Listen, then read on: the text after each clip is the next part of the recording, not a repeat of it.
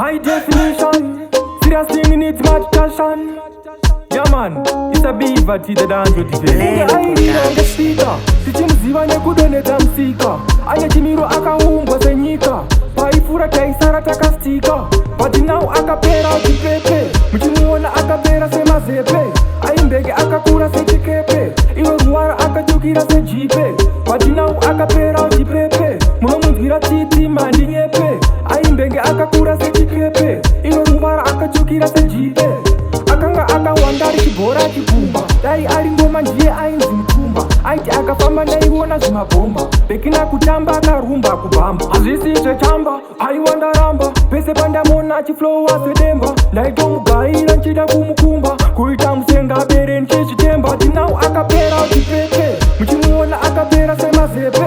Aimbege akakura sechikepe. Iwe ruwara akachukira sejipe. Patinau akapera uchipepe. Munomunzwira titi mandi nyepe. Aimbege akakura sechikepe. Iwe ruwara akachukira sejipe. Mwana uyu aitopisa pagwaji. Asati akunyenga nevemadhoji. Asati akuziva izvemaloji. Mupfungwa dzake ipapo mune geji. Pati paakazotanga mujolo. Akusiwa nezvibaba zvemapolo. Zvimadhara zvakakura unge bholo. Icho chirwere chikamudya unge lolo. But now akapera uchipepe. Muchimuona akapera semazepe. Aimbege akakura sechikepe. Iwe ruwara akachukira sejipe. But now akapera uchipepe. Munomunzwira titi mandi nyepe. Aimbege akakura sechikepe. Iwe ruwara akachukira sejipe.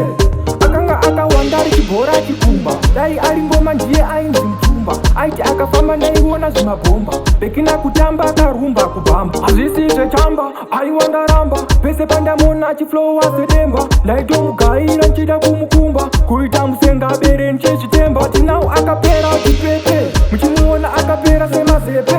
Aimbege akakura sechikepe. Iwe ruwara akachukira sejipe.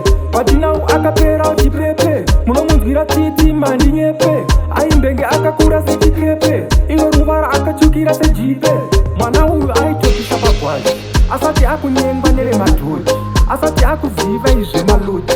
Mupfungwa dzake ipapo mune geji. Pati paakazotanga mujolo. Akusiwa nezvibaba zvemapolo. Zvimadhara zvakakura unge bholo. Icho chirwere chikamudya unge lolo.